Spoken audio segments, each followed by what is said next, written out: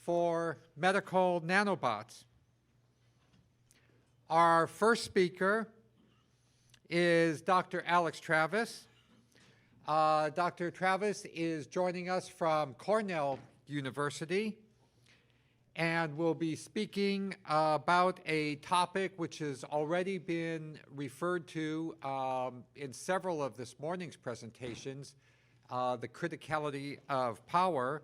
And he will be speaking to us on the topic of sequenced metabolic reactions on a chip. This is clearly something that will be very important, and his first step would be a step toward energy production to power implantable medical nanobots. Dr. Travis, please join me at the podium.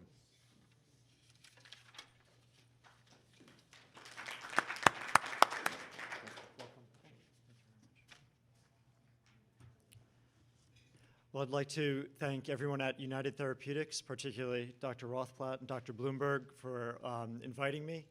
I'd also like to thank Temple and Genesis for their organizational help along the way.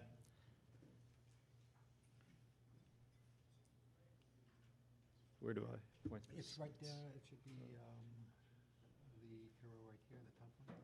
There we go. Oh, great. So it has been a pleasure to listen to the first sessions this morning and hear about people mentioning energy production, because really nanomedicine, nanobiotechnology offers really very exciting new opportunities in medical therapeutics and diagnostics, but there are a series of very practical hurdles that we need to overcome. And one of the foremost challenges is that of energy production. And if we look at a very simple implantable medical device, we could imagine that it would be something like this liposome, which we see here. And in a simple device like this that's going to be relatively short-lived, one could simply encapsulate a compound that carries energy, such as ATP, adenosine triphosphate. And when we talk about nanobiotechnology, many times the components of these systems, the effector arms of these systems, are going to be biological molecules because of their efficiency in both structure and function at this scale. Now, if we want to move toward a more complex implantable nano device or nanobot, then we need to start thinking about, well, can these actually generate energy on their own so that they can sustain functionality over time? And really, it's been about 10 years or slightly longer that people have started to address this question. And some of the earliest attempts were using the FOF1 ATP synthase, which can generate ATP from ADP. You'll notice that this is a light-driven process, so photons are the energy source. This was followed a few years later, again using the FOF1 ATP synthase, and coupling that with bacteriorhodopsin in the same encapsulated liposomes to use light energy to generate ATP. And this molecule has a rotational feature so that it actually rotates 90 degrees. And in separate experiments, this group attached a nickel rod to the top of this molecule and showed that they could actually image this rod rotating 90 degrees each time. Now, that work was very good because it showed that a nanobot could actually produce energy in the form of ATP. At the same time, or in the same year, a different group used a different strategy to link ATP production on the same chip or same device with the activity of a kinesin motor then. And here they used an enzyme called pyruvate kinase, which can, in the presence of a substrate, phosphoenolpyruvate, make ATP. And so this not only showed that you can make ATP, but on a single device, you can couple that with a functional output. Now, I am a reproductive biologist, and I study sperm. So I might be a little different from several of you on the more engineering side, physics side. But sperm are actually very interesting if you think of them as little machines. And this is a schematic of a mammalian sperm that has had the plasma membrane removed. And you'll notice that there's really very little cytoplasmic space. And this is so that men can make lots and lots and lots of sperm and invest as little as possible in each one. And that increases reproductive fitness. And there's two main regions, a head that carries the male genetic material, and then this very long flagellum, which provides motility for the cell. Now, mammalian sperm are characterized by having the midpiece here, and this is the only area of the cell that has mitochondria. And for some decades, it was thought that, well, because mitochondria are the most efficient producers of ATP, that this is how the sperm gets its power to swim. But when theoretical calculations were made, it was found that the vast length of the tail is too long for ATP to be produced here and just carried down the entire length of the tail. And you'll see that there's a break here. So really, this part of the tail is called the principal piece, and this is very, very long.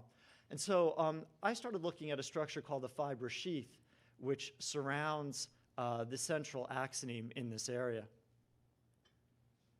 And here's a schematic of what this looks like close up. Again, removing the plasma membrane.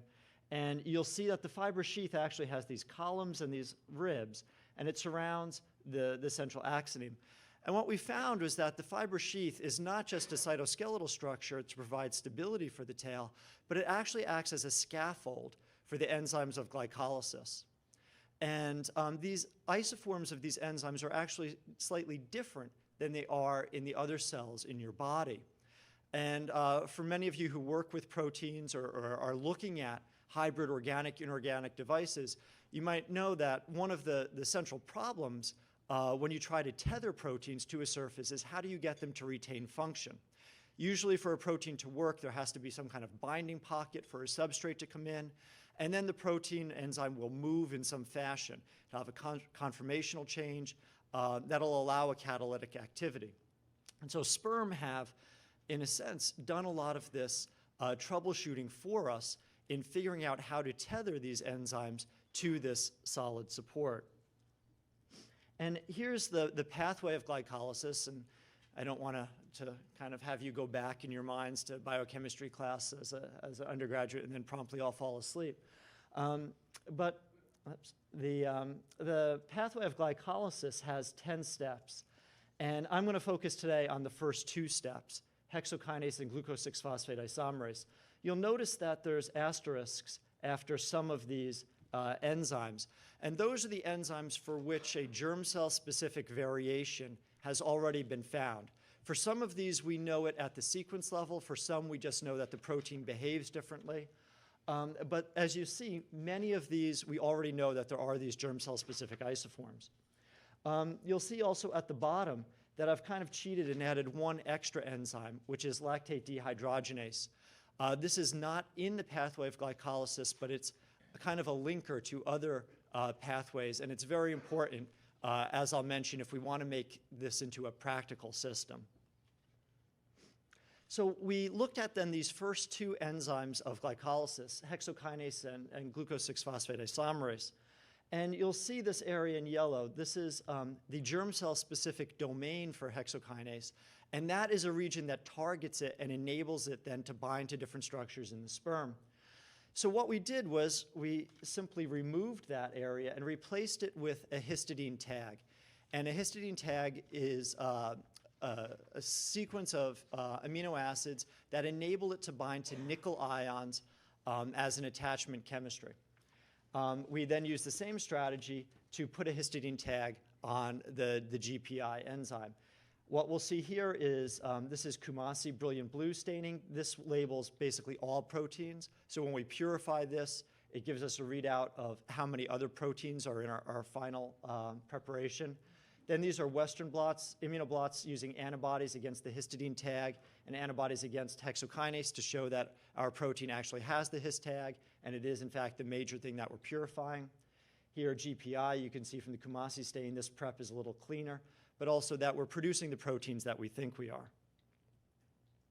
So when we made these recombinant proteins, we could purify them with reasonably high purity. We wanted to see, are they active?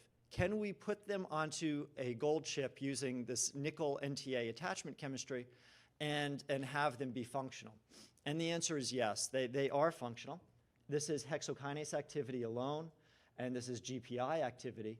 And what we use to monitor the activity are a coupled reaction pathway. So we actually add some extra things, some exogenous glucose 6-phosphate dehydrogenase, and what we're actually reading out is a change in absorbance as we convert NADP to NADPH. So the next step then is, well, these can act on a chip, but how functional are they? Now, people have not done this before, so what we did was then look at our enzymes in solution versus commercially available enzymes that function in solution. And we found that the maximum velocity for our enzymes and the concentration at which the enzymes work at half velocity are actually very, very similar to that of the commercial products in solution. Now, the next step then is, well, is our attachment chemistry and is our design actually doing anything? And so for this, I failed to mention that in between that histidine tag and the actual enzyme, we have an enterokinase cleavage site. So that's a target site where we can put an enzyme in, enterokinase, and clip off that histidine tag. So we can make the proteins with the tag and without the tag. And here's data for the GPI protein. And we put it on a chip and then saw, well, how much is bound? And you'll see that approximately twice as much is bound when we use the his tag versus the same protein without the tag. And this suggests that there's actually quite a lot of protein that can just randomly stick to the chip. So what we did next was look at the activity, but normalizing for the amount of protein bound. And when we do that, we find that using this oriented immobilization strategy, we got about 9-fold higher activity than when the protein was just randomly bound. And this really reinforces a lot of the literature out there that when you make proteins and try to tether them to a surface, it really does matter quite a lot how you attach them. Because if they're just randomly attached in different ways, they might block the substrate binding site, or they might hinder the conformational changes that an enzyme has to undergo. So we have about twice as much binding with this attachment chemistry, and it's about 9 times as active. We could not do the same experiment with hexokinase, although we tried. When you remove that amino terminal domain from hexokinase, the remaining part of the protein is very unstable. So I could have shown you really quite a much more impressive difference in fold activity, but it wouldn't have been a fair comparison because the protein without any amino terminal domain is unstable. So then the next step after this was to look at whether we could actually put these two enzymes in series onto the same device and still have them maintain activity, not just individually, but in series, going from one to the other. And the reactions that we're looking at then are hexokinase catalyzes the conversion of glucose to glucose 6-phosphate, and then GPI converts that into fructose 6-phosphate. At this point in time, we're using the same attachment chemistry for both proteins and using a random mixture. We take the proteins, mix them together, and then put them onto a single chip. Future generations of this will no doubt involve precise patterning of how you lay the enzymes down on the chip to increase efficiency in substrate handoff. If we could just remove the image in the bottom. Thank you. And what we see when we put these enzymes onto the same chip is that we do have activity. We use a different set of coupled reaction pathways so that we're not just monitoring hexokinase activity or we're not just monitoring GPI activity. We're actually monitoring both in series. And you'll see that they are, in fact, active. And we believe this to be the first example where someone has started to recreate a single biological pathway on a hybrid inorganic device, showing handoff from one to the other. Our controls here are chips that just have the hexokinase alone and chips that just have GPI, and then blank chips. And what these controls show is that our coupled reaction pathway is actually specific for both enzymatic reactions in series. We're not just going to be picking up readout from the activity of one enzyme on its own. So now we'll move from where we are to a bit of the future, because that's a theme for this meeting. How can we actually use this kind of technology? And we've heard really throughout this morning's session how important it is to generate energy for implantable devices. So this is a schematic of what a future nanobot might look like. You'll see that it is encapsulated, and encapsulation is important in some fashion to prevent the diffusion outward of different intermediates or substrates. And it's also important, of course, to keep your cargo, whatever payload you want, in place. There are facilitative glucose transporters, the GLUT family of proteins, which you see here. And these will allow glucose to come into the device. They operate down a concentration gradient. They don't themselves require energy. Then we would have our glycolytic pathway. For the sake of the schematic, I've shown it again on our gold chip, but that's not necessary. They could actually be tethered inside the lining of the device. And then they would produce ATP. Now, the ATP could be used in a number of different ways, and I just show two here. Enzymes that utilize ATP could bring substrate in and release a product, or they could function to power biomolecular pumps.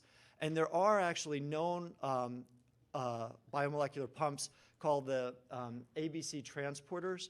These use ATP to move drugs across membranes.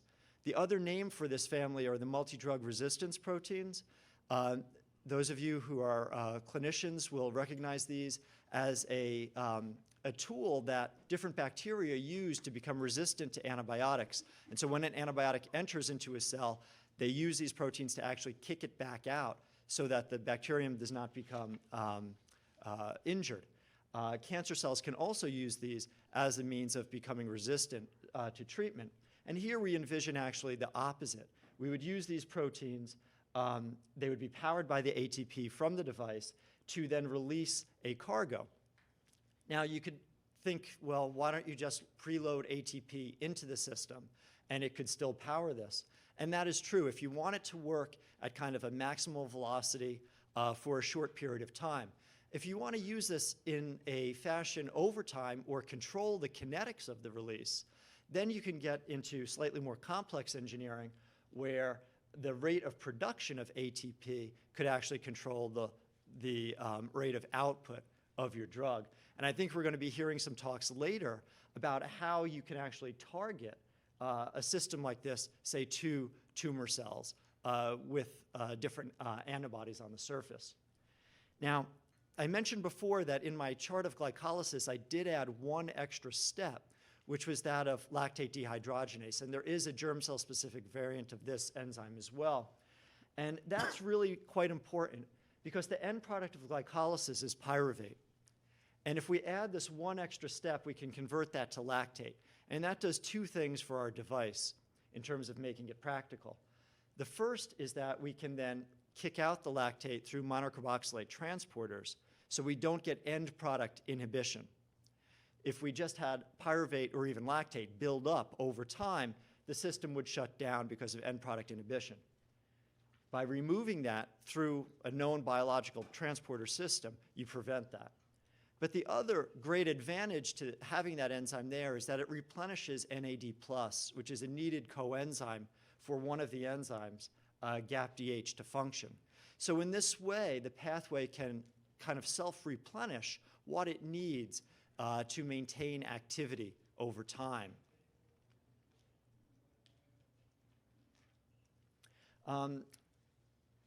I joked before that I need to show a picture of the people who've actually done the work because I can't pay them what they're actually worth. So the least I can do is show their picture. In particular, I'd like to point out Dr. Chinatsu Mukai, who is the postdoc who did a lot of the production of the recombinant proteins. Ms. Jackie Nelson is our lab manager, and she's taking on some of these tasks at the moment. A very important collaborator, Magnus Bergqvist, who was at Cornell, now has his own lab at SUNY Albany, who's in nanofabrication and very important contributions in terms of the attachment chemistries and ellipsometry, some of the techniques we use to see how much protein we're actually able to put down on a surface. And with that, I'd be happy to take questions. Great. Thank you very much, Dr. Travis. Please feel free to approach the microphone and introduce yourself, and if you feel comfortable, your affiliation. Hey, Alex, great talk. I just had a couple of quick technical questions, and maybe you mentioned this and I missed it, but did you track carboxyl terminal fusions of your His tag? And alternatively, maybe you even used maybe a flag tag and an antibody pull down to look for increases in enzymatic activity in comparison to the His tag on the amino terminus? Great question. We have not tried different tags. What I think those would be very valuable for is that issue of patterning. So when you want to put multiple proteins in a pathway down on a surface, if you could pattern different attachment chemistries in different areas, then you could lay those proteins down. We haven't gotten that far yet with this. And excuse me, just to follow on that one point, there's actually several different approaches you could do to minimize the complexity with the number of different attachment chemistries. I showed that just for ease of schematic as being all on one chip. But you could also build this in sub-assemblies of 3 to 4 enzymes on several different sub-assemblies and thereby minimize the complexity of the patterning. The first question was, where do you put that? And yes, we have toyed with that a little bit. Really, the idea of stealing or using biomimicry, sperm have evolved over time to have this very efficient system that's different from most of the other cells in the body. So we think that we can get rid of a lot of the empiricism by knowing those targeting domains and then selectively changing those. For those proteins where we don't know the targeting domain, there we have tried C-terminal versus N-terminal, and sometimes you do detect very, very pronounced differences. So yes, that is a critical point. Great. Thank you. Thank you.